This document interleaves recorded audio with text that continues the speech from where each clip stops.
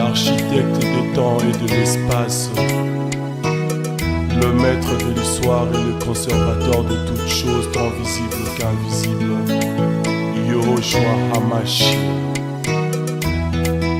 Si vous constatez une boule dans le sein, une douleur dans les seins, une déformation du sein, un changement de la peau du sein,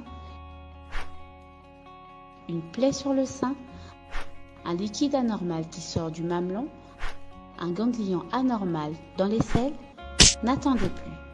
Consultez un professionnel de santé. Ensemble contre le cancer du sein. Bien, ndeko mbote na bino na poko lelo lisusu po bazali ebele baike boswa itando ya bino eke po na kolanda émission na bino to kanisa mboka.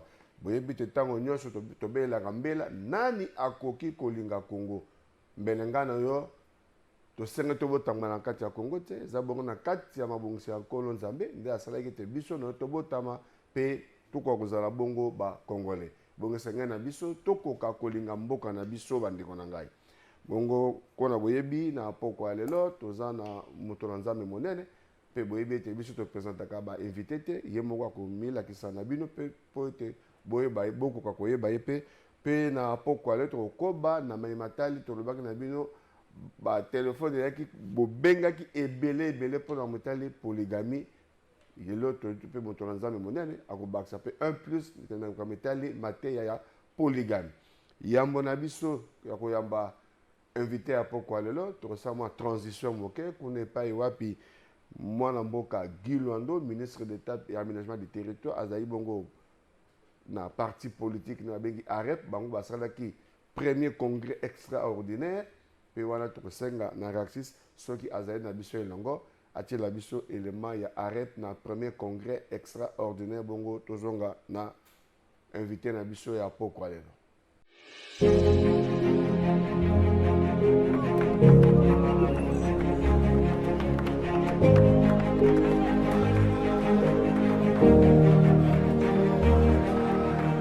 Chers camarades congressistes, chers camarades membres du parti, il était plus que temps pour que notre cher parti, agissant pour la République, puisse se doter de ses animateurs à tous les niveaux, du moins pour ce qui est de la haute direction du parti, afin de pouvoir mettre en mouvement ce grand laboratoire qui est notre parti. Parce que le parti politique, c'est un laboratoire politique. Il doit, sur base de sa vision, sur base de sa doctrine, puisse se mettre réellement au travail pour que nous puissions, tant soit peu, conformément à la vision à laquelle nous croyons, et laquelle vision est incarnée par son Excellence, Monsieur le Président de la République, chef de l'État. Cette vision qui a fait à ce que nous soyons choisis pour être à ses côtés. Au travers de moi, c'est tout le parti AREP qui est dans l'action du gouvernement. Et cette action du gouvernement, c'est la matérialisation de la vision de son Excellence, Monsieur le Président de la République, chef de l'État, Félix Antoine Tshisekedi Tshilombo.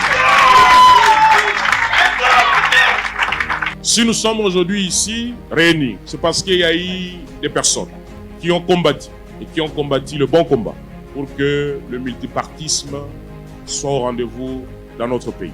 Et parmi ces personnes, une mention très spéciale, Papa Etienne Tshisekedi Wamulumba, lui qui s'est battu pour l'avènement de la démocratie dans notre pays. Comme nous avons dit, AREP est lié à une vision, aux idéaux auxquels nous croyons. Et ces idéaux, nous les retrouvons dans les combats qu'avait mené Papa Fé Etienne Tshisekedi Wamulumba.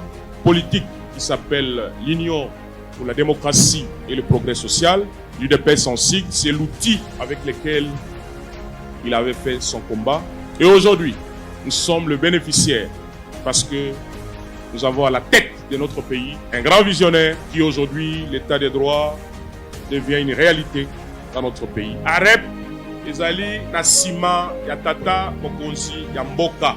Pona nini ezali sima ya mokonzi?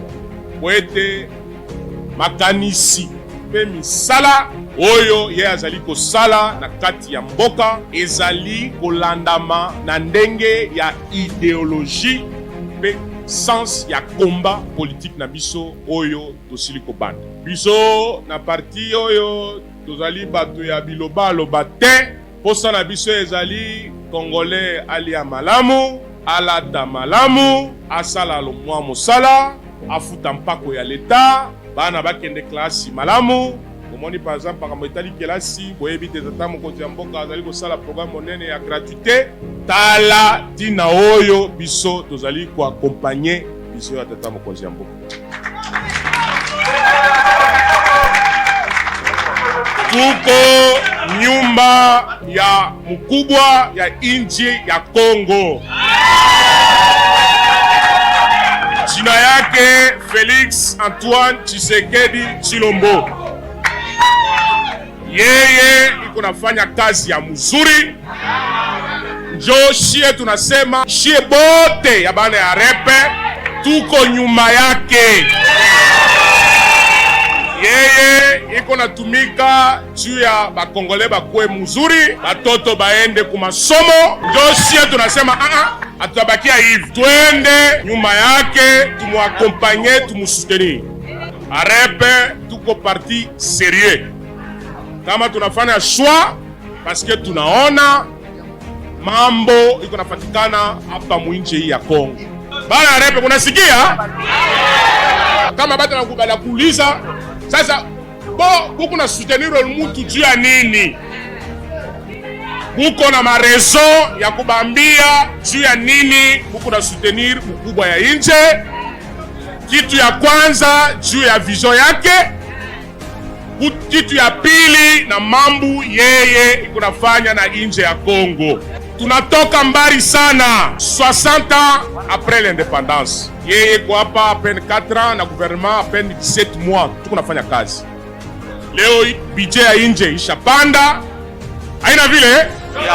Ma réserve de change ishapanda yulu. Mais tunaiwa, tuko conscient que ma défi siko ngufu sana. Mais tuko naenda pole pole, pole pole, pole pole. Thank you everybody, and let God bless our country. Let God bless our authorities, from the president and all the government members. And let God bless our political organization, AREP. Thank you very much. AREP, agissons pour la République.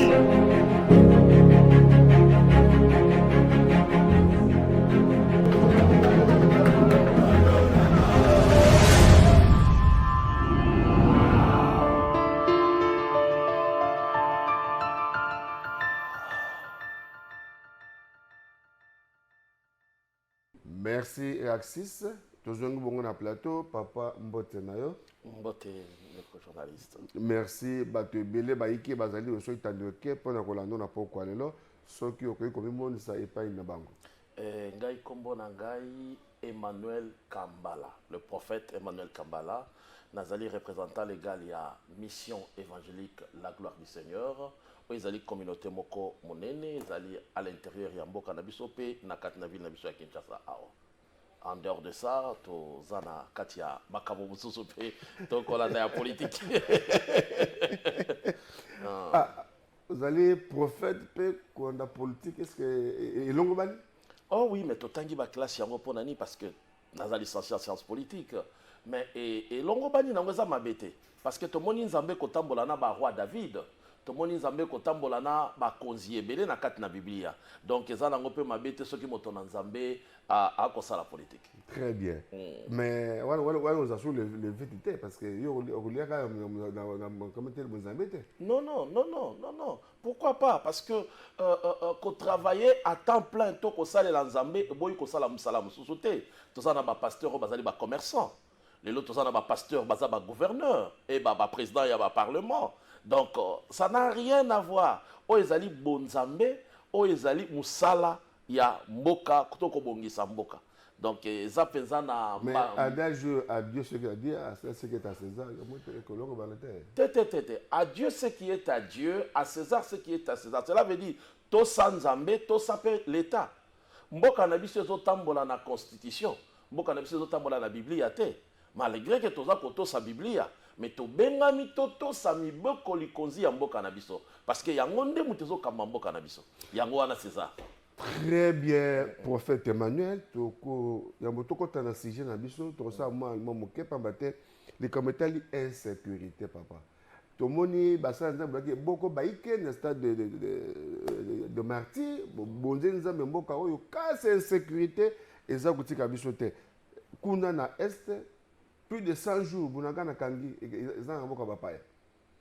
M23 va retourner sa biso, kuna au Sakana, na état de siège.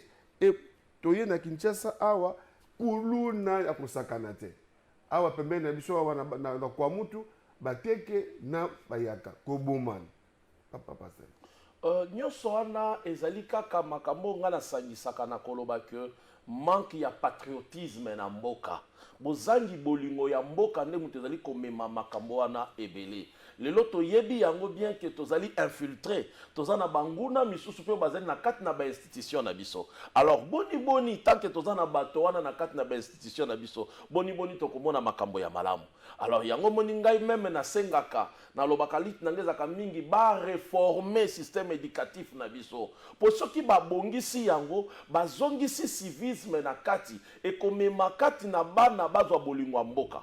Or moto soki aza na bolingo ya mboka akoteka mboka na ete lelo tozomona bunadanga kuna M23 telemi mais toyebi pona nini ya telemi c'est parce que ba Rwandais baza na sima na bato wana na ba moko na biso o bazangi bolingo na mboka nde baza ko permettre ba makambo toza komona même tozomona ya kuluna même tozomona na côté ya bateke kuna nyonso eza manque ya bolingo ya mboka mais nayebi ke mboka na biso elingaka nzambe parce que l'indépendance ya Congo euti na iglesia parce que moto asakolaka indépendance ezalaka kimbangu azalaki moto na mbola matadi te kimbangu azalaki ecclésiastique nde nzamba révélaki ye o etangami ya indépendance alors nayebi ke mboka na biso tango tochaka bonzambe liboso esungaka ke mboka na biso ekende liboso yo pe beau prophète ozokwa na kimbangu.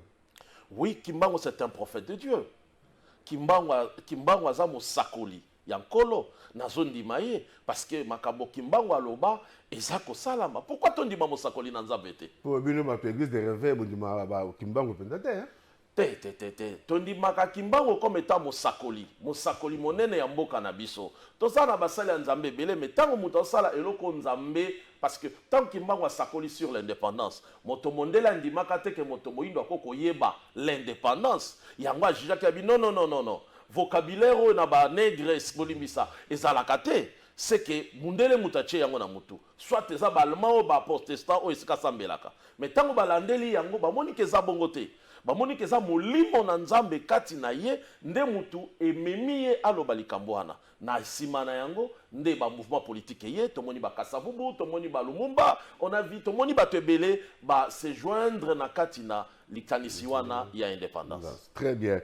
Mais le Kamoko monene les qui n'ont pas qu'on a vu ça nan to monene yango to ya ça 2 décennies 3 décennies et que na jour il y a rentrée parlementaire dans session budgétaire dans l'Assemblée nationale gouvernement de la République est déposé loi de finances et aussi la signation il y a budget à 2022 au 30 septembre si atteindre la signation et tout cas dans le trimestre moko dit jamais vu depuis tout le premier ministre c'est belé n'importe lecture de ça na ngana kopé tombe la bango kaka batondi et puis na kobakise la bango ka ba flair parce que tozomona quand même que ya solo bazobunda po tomona pe na mboka tozomona pe mwa misala nan totikala komona makambo boyete mais c'est normal parce que dans le service de l'État il y a rien que la continuité oyo ko kisaki musu pe tango akoya abakisa mususu mais toza kozela bango encore na ba relever encore plus de défis mais to lobi penza matondo na obango bazosala. Mais matondo obango bazosala mais le contenu eza ko impacter yo na kati obango bazosala. Déjà un budget na bango parce que bino besoin la église ma bonne critique pas ces années hein? Ah oui parce que offrande ya en fonction au bato bazozwa c'est ça yango na boyité mais tozotala quand même yo moko tu koloba et comme ici même na yo moko molobeli sango opasi sango et comme ici na yo Donc, à la rentrée, bango ba déposer nini na bango. Mais, etikala ko salamate. Et puis, les lots total budget yango. Quand même, le budget en enveloppe yango pe bakami. Oyo, totikali ko yamba ba, premier ministre ebele ba gouvernement ebele. Le bité ke ba salakite. Mais, ba komisa ki bisona no na isiko te. Yango to komituna. Ba mbongo nyoso bango bakangisi oyo. Oyo wana siko eleka, ezako kende wapi. Donc, yango moni quelque part, ngana ko tombela bango kaka. Musala lisu malamu parce que Congolais tosuka kaka wana te. Congo eza mboka oyo bengami pona komema makambo minene na mokili. Congo eza paradis. Alors tozana besoin ba komisa yango paradis. Nanu ba comité mais to pesa bango matondo pour obazo sala. C'est ça vraiment l'idée nanga sur obango bazo sala. Très bien, merci prophète Emmanuel. Bolandi analyse naie. Attends que la c'est belle, absolument aller à sa science politique. Hein? Ah oui. Bien qu'elle allait prophète, mais à sa science politique. Mais alors, mon polygamie. Le bel dans le polygamie. Est-ce que polygamie? Est-ce que polygamie? Est-ce que polygamie? Polygamie d'abord, sur le bito limbo la yango. Polygamie ezali kosangisa pluralité à bateau. Donc, basi et belé. Nde ememeli biso na kati na polygamie. Mais ce qui totali yango malamu, totali na mokana na Genèse chapitre 2 verset 24, tomona kuna ndenge Nzambe abandisaki makambo na ye. Tango Nzambe abandisaki makambo na ye ya libala, parce que le mariage est une institution divine, mais à charnelle. Mais muto abandisa yango eza Nzambe. Mais Nzambe abandisaki yango ndenge nini? Nzambe alalisi mobali abimisi mopandi asali mwasi. Na moni te Nzambe asali basi mibale. Na moni te Nzamba sali basimine. Mais na moni ka Nzamba bimisi Eve. C'est que ebandeli zala ki bongo te ndekolo za koloba na Matthieu, ne ebandeli zala ki bongo te. Donc ekoko zala moko pe na ba posa na nzoto na bato, moko pe na ba réalité socio-culturelle ne mutu ezako mema makambo. Est-ce que bon pour ça bato Nzamba bongo mais quand la Bible en Genèse 4 le premier homme polygame, c'est le mec. Il a deux femmes. Oui. Mais na boité, mais ce qui tozongi ne bande, tozonga ne bandelité, et bandeli ya nyonso Genèse ya nyonso. Genèse ya nyonso bazola kisabiso Adamu na Eva. Tomoni le mec te, tomoni Adamu nde na Eva. Donc cela veut dire transition moko ezali ya période ya Adamu na ba nyonso ba na simawana. Cela veut dire transformation falsification moko bo ezali. Mais na ebandeli ezalaka bongo te. Na ebandeli tomoni kaka Adamu na Eva. Po Nzamba zalaki capable ya ko créer basi ebele. Nzamba zalaki capable ya ko salele basi 1000 na mbala mboko. Mais abimisi mwasi na mobali. Donc cela veut dire na ebandeli zaki bongo te. Mais il faut comment ndengeni. Et kokoma bongo na kolandisa ba posa na bato. Et kokoma bongo na kolandisa bizaleli na bato. Parce que lelo kota la même na Bible okomona que tant Nzamba zo tambola na Israël, Nzamba tikala ko permettre Israël te asala idolâtrie. Mais tant babimi en Égypte, babandi ko kene na terre promise, il y a eu des ramassis bazalaki na kati na bango. Et ces ramassis là ba memaki bizaleli ya kosala ba idole na bango et memaki ke Nzamba silika. Donc tout simplement mutation wana ya ko continuer ko kende eza na bato o bazako ya na bizaleli na bango ba komisi yango lolenge na bango ba misusu po baza faible ba adhérer na kati na bizaleli wana mini ko lobate ke Nzambe alingi yango parce que Nzamba tikeli mutu libre arbitre. Nzamba tikeli mutu libre arbitre ya kosala choix ya vie oyo lingi soko lingi Nzambe o continuer na Nzambe soki po lingi Satan o continuer na ye mais toyeba ke jugement na Nzambe ezali lola ezali pe lifelo ezali.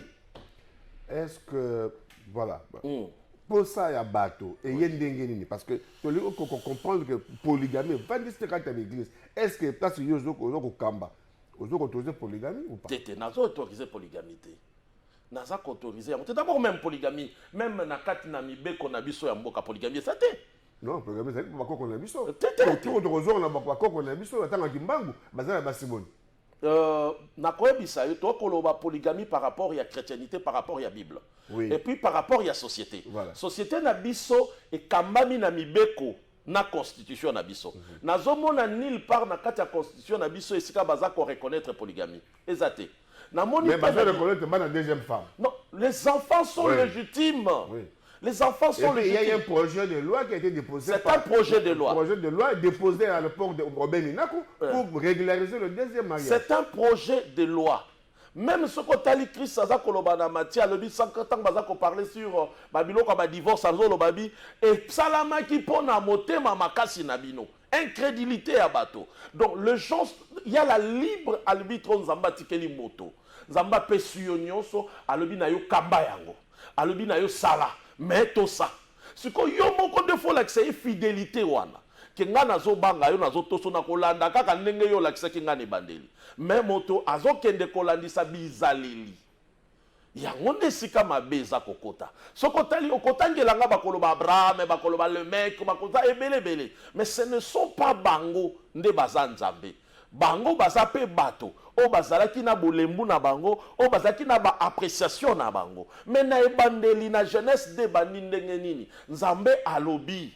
Alobi mobali akotika baboti na ye pona kosangana na mwasi na ye. C'est dans le Genèse 2, 24.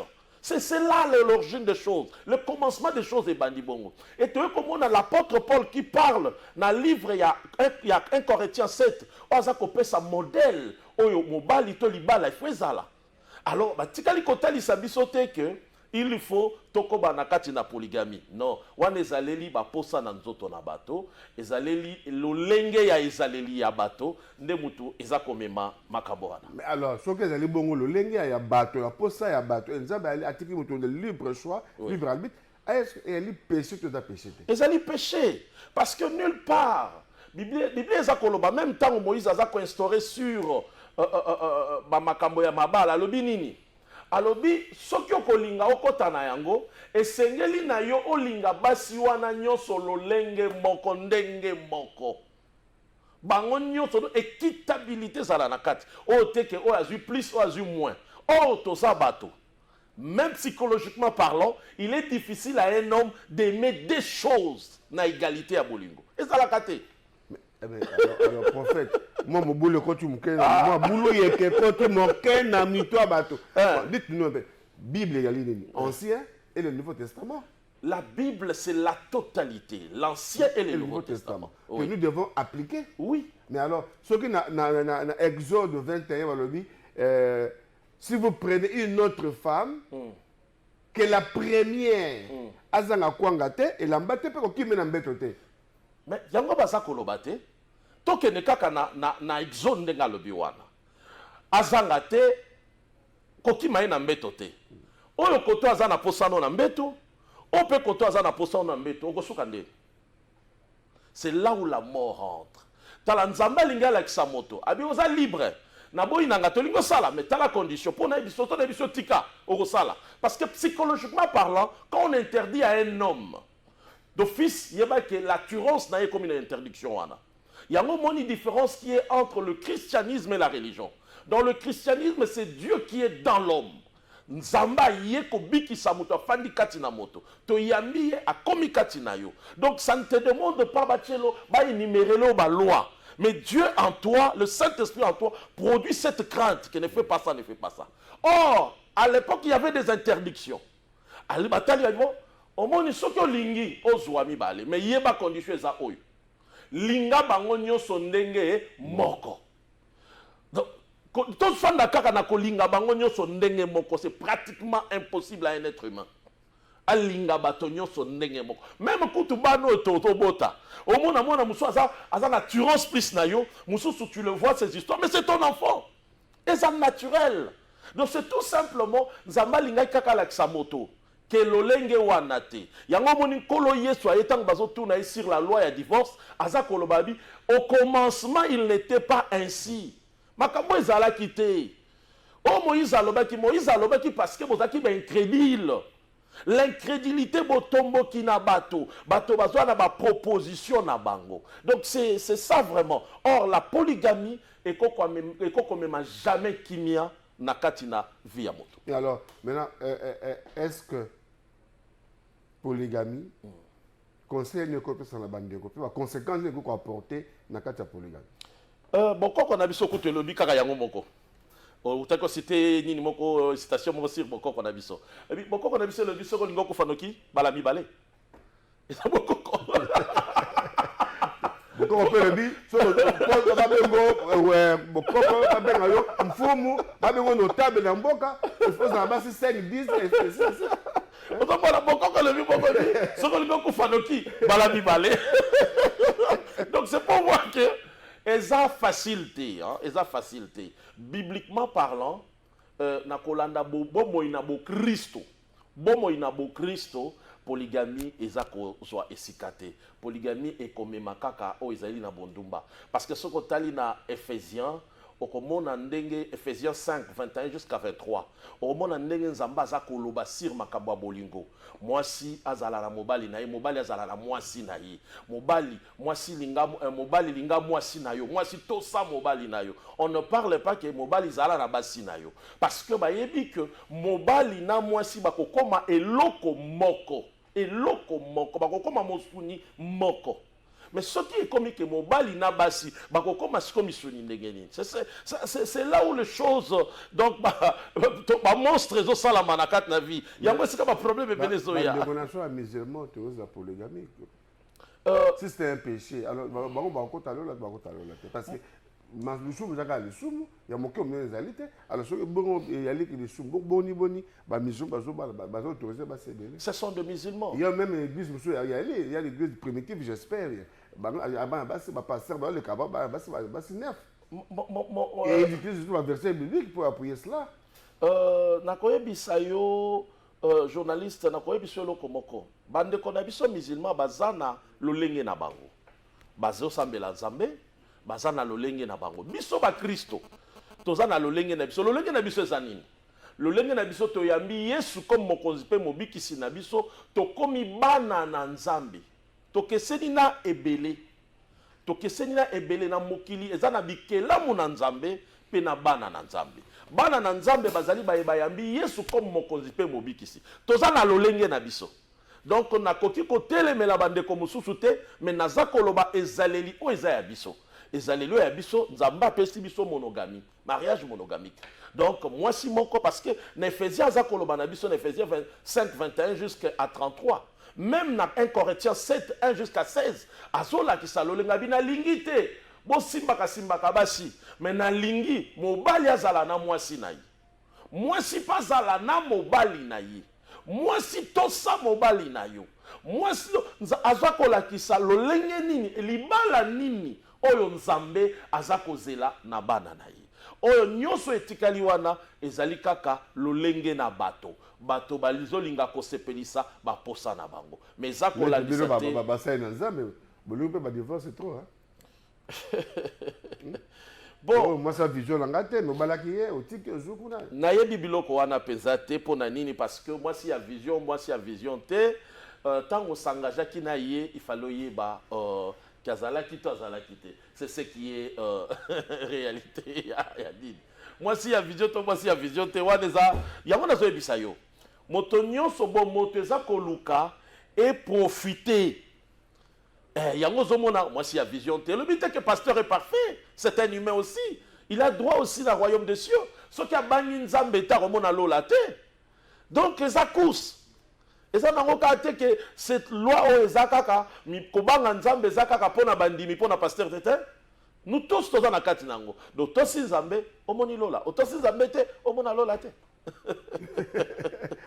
Alors, et donc on a par rapport à bandeko oyo ba conséquences et même bangoti na ba divorce parce que le but était yeso le but makambo ne bandele zalaki te et pas mi tout makasi na bino on te ba divorce pe komi est-ce que vous autorisez aussi il y a divorce ça en église comme matin na Monique moi so ndoki c'est mbaté faut tout. Est-ce que beaucoup d'églises autorisent à un homme de se séparer avec une femme qu'on déclare à la liste sorcière ou quoi là? Bon, les intérêts trop sensibles, la réalité est liée à makambo ebele. Divorce, la Bible a dit divorce d'abiso pe ya lelo, eza na moi makambo ebele. Mais ce qui est vrai, ce que la Bible nous dit, la Bible a permettre de divorcer. Ce qui est le problème est moko. eza na baye misusu akutani na nzela oyo nzamba alingelaki ete par erreur na ye moko, par incrédulité na ye moko. Parce que tozomona yango même à l'époque, même na kat na Bible, il y avait rien qu'on pouvait faire sans consulter Dieu. Donc tout ce qu'on pouvait faire, il fallait zala na kolandisa o ezali mokano moko ya nzambe. Mais eloko nga na yebi que na ebandeli ezalaka bongo te. Moto tango asali choix o ezo sepelisa nzambe, je ne pense pas à koki ko révoquer. Merci to yambisusu moto nzambe mso akokomela biso na marita o mimonista kombo na onani et puis etonga nezawapi. Ok, c'est le pasteur Serge, je suis pasteur par office parce que dans une église, mais de ministère, je suis évangéliste. Moussala eza na ngiringiri, eza moko ya ba branche oyo ebimi pe na kati Emmanuel Kambala, le bishop, toza ko te servir na kati accord de Christ. Précisément na Bondo 177, Sayo 24 pour na bandeko ba ebesika wana. Pour un évangéliste et puis pasteur. Des concepts. Voilà. C'est parce que tant que je attention, je dis pasteur par office. Office, c'est-à-dire Nazako Sala Moussala place wana, c'est comme ça que je suis pasteur. Mais de ministère, je suis évangéliste. Il arrive, par exemple, dans Katia Moussala, apôtre Paul, Tolobaka apôtre Paul, mais il y a des fois, Azali pasteur pour Azana Katia église locale. Mais tant que Siko et beaucoup en profondeur, vous allez comprendre que non, ce n'est pas un pasteur, mais Azako exercer pastorat parce qu'il n'y a pas un pasteur. Parce que tu as 5 ministères. Oui. Et les 5 ministères, évangéliste, comme il est là pour aller évangéliser, gagner les âmes. Et un pasteur, c'est pour paître le brebis. Par contre, un évangéliste, il a vraiment un don, il a une mission pour évangéliser, gagner les âmes et les apôtres, ainsi de suite. Mais alors, voilà, parce que tant que Nzamba il est le maître éteint des circonstances, il y a un moment moko, tant que bana bakokola to vandisi to kopesa musala ndenge pe biso to zaki musala et pas ya bampaka hein de zaki musala bampaka. Très bien, merci. Au côté biso to bato bani jama konsolo na pe ko kende po théologie ya kitango to ba comme polygamie. Bible lobi soko jomo sami balé o ya liboso zanga lipate ko ngate pe o kimena mbetete. N'est-ce pas autoriser muto to sami balé? Non, déjà à partir ya wana soki contexte muto yebi likambo tina balobelité okokota na kati ya libulo oyo azwi mwasi ya mibale il faut banda liboso ndenge nini bakiko lobake oyo azwi mwasi ya mibale pe na nini oke kozela mwasi ya mibale eloko nini epusaki oza mwasi ya mibale pe yoka condition balobi azanga lipa te likambo ya lipa wana kozongo na bomoto te même bandeko bazolanda biso na yebi kozotuna mpona bango ce n'est pas vraiment le pain comme na kosala publicité te eza bamapa te lokola ya baboulangerie quand on parle de pain même bien sur le bitango bokosambela bolo batata na biso pesa biso lipa. Est-ce qu'on a couru lipa lundi, na tongo, lipa na midi, lipa na pourquoi non? Ce n'est pas le pain. Il faut y aller quand on parle de pain, qu'est-ce qu'on veut dire? Donc, tant que la lipa wana, au quotidien d'agato kota na ba révélation, lipa wana la kisi et loko e kotondi sayo. Nous que loko e tondi saka mutu eza kwanga te ezali pate, ezali esengo. Hein? Si kana fungola mo muke yeso ebisi ba yekoli petelo, tangu na kokende, petelo tu ntoko nini? Abina tango asuka na kopesa bino nyoso bomengo ya sepe bokonza likolo wana bokoya mais mokola linga kende apesa bango buka mapango te apesa bango lipate atse bango mupepe bozwa kimia sadi oyo Pierre azalaki kozela tokolobaki azalaki déçu yala kaki biso ya seme et comme kola kokende apesi biso la paix et a soufflé c'est ça le pain que la Bible parle parce que Bible ezali codé.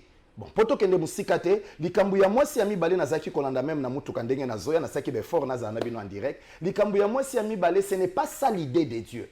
Là est venu de l'homme, ezali convoitise ya mutu. Na yebi ke mingi bazolanda biso na bishop, bakoya na sima po ba contredire, ba parler na David, ba parler na Salomon, mais attention, batuwana bazalaki ba type ya Christ. Batuwana bazalaki ba image. Oyo Yesu alingaki ko sala kati na bango pour ala kisake ngai nde nzambe toza na 5 continents na kozala nzambe ya Amérique na kozala nzambe ya Asie ya Afrique ainsi de suite nde azo parler na 5 femmes sages wana ce n'est pas par rapport ya femme ya teperique ou ya lati liputa non eza na contexte wana bato bazozwela te parce que pour la polygamie est autorisée ou pas la polygamie n'est pas autorisée. Hein? Biso, omoni na mboka Congo to na constitution na biso ba député bazobundela musala malamu pe mokonzi ya mboka tozomona nyoso azosala. vraiment ezokende malamu tozomona changement ndenge ezokota na kati ya mboka. Là on est vraiment de cœur et topamboli esika azali. La polygamie n'est pas permis. Pourquoi on a soulevé qui point ba député biso toza na constitution na biso. Na constitution na biso na chapitre 1 bazolo balikambo yango déjà. Quand Dieu a créé le monde, il créa l'homme et la femme. Et a soutiré combien de côtes? Ceux qui ont la science, la médecine, nous avons, je pense, plus de 40 côtes de l'autre côté et de part et d'autre. Mais Dieu n'a pas soutiré 2 côtes. Azuka Kamoko. Mais si vous avez basimi balé, vous avez basimi sato, vous avez erreur, il faut que vous côte ya Fanny, na mususu ya Véro. Non, non, la polygamie n'est pas de Dieu. Et l'idée de la polygamie, ça ne vient pas aussi de Dieu. Merci. Télévision Zalitango, to comme ko chité na biso. Est-ce que pasteur, est-ce que égalité entre l'homme et la femme, l'Église autorise ou avec genre? Parce que ouais, papa le bien contre Mogebimi, on a que l'homme et la femme, est-ce qu'ils sont égales ou il y a une supériorité quelque part? L'égalité oyo mokili ezolobela na égalité ya Bible ekeseni. Bible ezolakisa mobali mokonzi. Mais égalité oyo eza koloba par rapport ya principe, par rapport ya musala, par rapport ya réalité socio-culturelle, ya ngonde oyo mokili eza koloba. Mais Bible la kisi biso ke mobali azali mokonzi ya mwasi. Mais na kati na ngope na Corinthiens koloba na biso, l'homme n'a pas d'autorité sur son propre corps, c'est sa femme. La femme aussi n'a pas d'autorité sur son propre corps, c'est l'homme. Donc, Bible ezali équilibré na biloko wana mibale. Mais pesi mobali bokonzi na ye et pesi pe mwasi esika na ye. Mais tokoki koboya jamais. Non, on peut permettre à une femme de prêcher. Mais c'est pas un problème. Très bien. Même question. Oui, oui, merci, merci papa journaliste. Prêcher c'est quoi? En fait, quand balobaka prêcher, les gens se compliquent un peu. Nazokota parce que le bil kambuya leur. Prêcher zali kaka ko panza sango malam, la bonne nouvelle. Or, bonne nouvelle, ezelo comme sous-souté. Bonne nouvelle, ezaka kolobaki. Mais quand vous devez prêcher, vous prenez l'autorité, hein? Non, c'est ça que je dis ça. Non, non. Prenez l'autorité. Obakisi mouké, mais autorité, moi, yé kaka tant que comme na l'église des réveils na catholique, mais tikanga na bungi sa fil d'idée nangate. Tant bazolo bakoté ya, c'est la bonne nouvelle. Bonne nouvelle, ezalika ko propager sangu ya yeso ya kufaki, pe asekwe. Nzoka eloko nyo sezalaka na loi ya prémenci. Muto abandango liboso. Muto ya te ya liboso ke Yesu asekwi c'était les femmes. Comment bokoyi kopekisa muto akende komona ke mwasi Yesu asekwi ye moka me masango na ye. Bato penza ba yebi bonne nouvelle. Na yebi ke kobetisa bantoma mingi mabako. Ce n'est pas nous les hommes, c'est les femmes. C'est les femmes. Yango ko remarquer même le premier miracle ezaki poussé par une femme. Poussé par une femme. La prédication prêchée, ce n'est pas que batunyo so bakoki kote ate non. Bible lobi na tangu ya suka molimo na nzambe ekokita ekokitela suni sur toute chair. Mais tant que linga kamwasi ate yate. Siko yaza na musuni taza kaka ne bende, mais tala sikoli kamomoko batongo baboya kamwasi ate ya o lobi autorité, o mona na suka na tangi kombote, bazu micro, bapesi mwasi apesa prophétie. Ko sambela tozo sambela, nzamba zotalis. Nanga mutu na te kaka alléluia amen, na mutu apesi prophétie na komi. Alobi nzamba lobi nzamba lobi na. Yo lingi ate yate, mais yo ngi nzamba lobi la kai. Wana lo comme ça. Bon, pona kende susu siko lobi ya égalité ya mwasi na mobali, bishop alobi ngo malam, égalité wana ekotika la kozala te ndenge mokili ezolobela. Ekozala bongo te. Nzambe azali nzambe ya ordre. Nzambe ya ordre. Et sika ya mwasi ezali, pe ya mobali, ekozala kaka. Merci. Télévision Zalitango. Nayebi ki botika na posa ya prophète Emmanuel na pasteur Serge. Melikamote. Tozong sa bango lisusu. Pour tout ça parce que comme elengi moko ko sakana te. Merci tokutani na bino vendredi. Si vous constatez une boule dans le sein, une douleur dans les seins, une déformation du sein, un changement de la peau du sein, une plaie sur le sein, un liquide anormal qui sort du mamelon, un ganglion anormal dans les selles, n'attendez plus. Consultez un professionnel de santé. Ensemble contre le cancer du sein. L'architecte du temps et de l'espace, le maître de l'histoire et le conservateur de toutes choses tant visibles qu'invisibles, Yahushua HaMashiach.